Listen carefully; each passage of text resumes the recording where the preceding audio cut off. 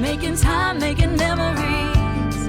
There's nowhere that I'd rather be than in the middle of nowhere.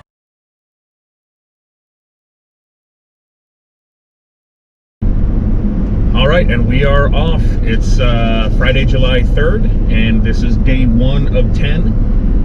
Our leg today is from our home just north of Denver to Rock Springs, Wyoming, where we have a KOA reservation for one night. We do. So that is today's journey. We're going to go via Cheyenne, Wyoming, and then all the way out to Rock Springs. We're super excited. We're going to do a KOA tonight, and then we're going to do one tomorrow night also.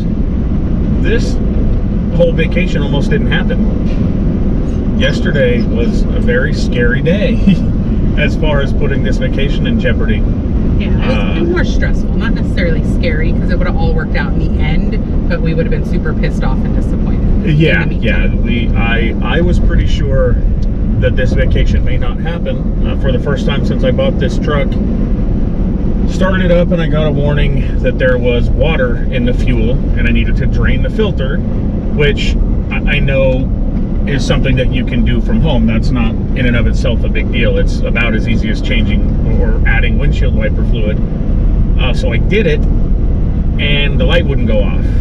And then I thought maybe I just need to start and stop the truck a few times. I was going to go for a short drive, run some errands. And not only would the light not go off that said water and fuel, then it popped up that it was restricting the power to my engine, because it's like, hey, idiot, don't drive around with water in your fuel. You got to get to a mechanic. I was close, luckily, to a Ford dealer, and went in and asked them to drain it. Maybe I figured maybe I was doing something wrong, and because they're a Ford dealer, they said, no, we're not just going to drain it. You have to change out the filters, and that costs a decent amount of money. But with the vacation coming up tomorrow and it being a holiday weekend and knowing I was running out of time, said no problem. They changed out the filter and the water separator and the fuel filter, and the light went off for a second. They went for a drive and the light came back on. And then they said they couldn't know for sure without running diagnostics what was going on. And diagnostics is out like 2 weeks at that dealership. So I had to kind of roll the dice and spend another couple $100s and just tell them to replace the sensor that senses the amount of water in your separator. And they did, and then they reset the code, which makes me wonder, had they reset the code before asking me to spend that $200 on the sensor? But at the end of the day, they did get it reset. They did mention when they were doing the filter job, they took a ton of water out. So I'm not sure, because I did buy the truck used, when the last time the filters were changed, when the last time it was drained. But if that had not have worked, we were basically out of options on how to get this thing safely on the road, especially towing, hundreds and hundreds of miles. But at the end of the day, they even gave me a discount below their quoted price, which was nice. And obviously the vacation happened. We've covered 275 miles now, give or take, and we aren't having any problems with the fuel or the morning. And this is where I like the cruise control, because you don't get going so fast. And there we are. So the vacation obviously is on, but it was in some serious jeopardy yesterday. Yep. Truck pulls pretty well, that you don't really know you're doing 88 miles an hour. You do when you're looking at the digital speedometer. Gonna turn off the phone, gonna leave it at home. Find a way to slow the wheels down, down, down. Underneath the speed limit, unplug for just a minute. We're loving our music, only sound, sound, sound. Gonna get lost in it, caught up in it. Gonna get off the grid, yeah. Off the grid.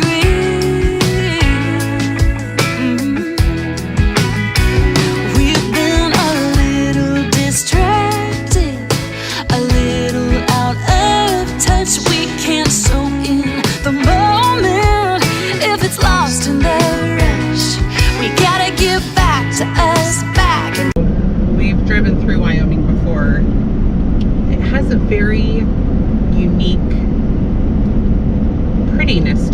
are parts of it where there's just rock structures and they're gorgeous. And then there are other parts where it's just sort of green, short grass. And then it has places like, oh, I don't know, like, is it Tetons? Those are in Wyoming. So. And Yosemite, Jackson, which is and Jackson Hole. gorgeous. So just different parts. It's just funny to see the difference in the landscapes. Of course, we're in the part where the most exciting thing to talk about is wind turbines. So Yes. there's that. We also have a 2-year-old in the back who is apparently on an NAP strike. And all she wants to do is get in the camper, but when you're going 70 miles an hour down the highway, it's hard to get in there. So we looked on Google today, and Corbett grew up in Oregon and loves Taco Time, crisp meat burritos. Now we all love them because they're delicious, but they don't have those in Colorado. And according to their website, there are some very near where we're staying in Wyoming tonight. So we may not be getting the grill out. We may be eating Taco Time. We are 236 miles away from the nearest Taco Time. I'm pretty sure I can smell the crisp meat burritos. I told him we've been eating keto for months, and I'm like, we're going off keto probably for dinner and maybe for breakfast because we're just going to order so many crisp meat burritos that we can just eat them for multiple meals.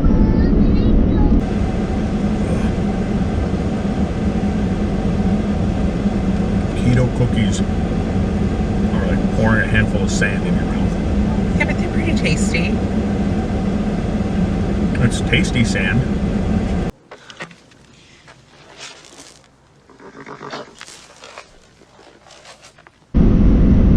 I gotta say, we did a review on a cheap TPMS system. I think it's called Tire Mate. We'll put a link to that video. I'm blown away by what you can get for 60 bucks. And it helps so much as far as just keeping my nerves calm on a day when it's 90 degrees outside. We're gonna put 300 plus miles on there. There's so many horror stories about trailer tires, especially the factory trailer tires not being the highest quality, and I just would have in the back of my mind this whole time that, you know, we're gonna have a blowout. They happen, they're scary, they're terrible, they do damage to your trailer. But I can look at my TPMS and know that they're all sitting right about 70 PSI and know that if the temperature got high at all, I'd get a warning. So the best $60 I've probably spent on this RV is that TPMS system that just gives me the peace of mind that the trailer tires are okay. My truck has built-in TPMS, so I can always check my truck tires, which I'm a lot less worried about, but it's just very nice to know that the trailer tires are staying in good PSI and a good temperature range. That peace of mind is nice on a day like today. Oh, and truck stops are weird. They're just, we don't spend a lot of time in them, and they're kind of cool. Like, they've got weird, outdated, early 2000s televisions you can buy to have in your tractor trailer, and pocket knives, and you can pay to take a shower, and like they have normal food and a lot of not normal people. They're just weird. It's like a whole subset of the population, or a whole underworld that I'm not sure I want to be involved with. They're kind of cool, but truck stops are just weird. Baby's asleep. She falls asleep. 1 hour left on the drive, so she'll get a short nap and be Up till tired and grumpy, and up till 11. Well, midnight rang out like a bell, and my heart sung like a shield. Deliver me from this hell before I sleep.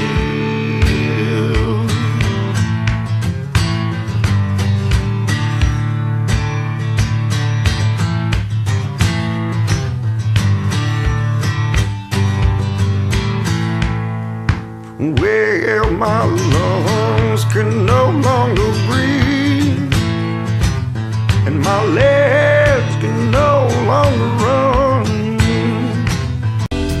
Making time, making memories.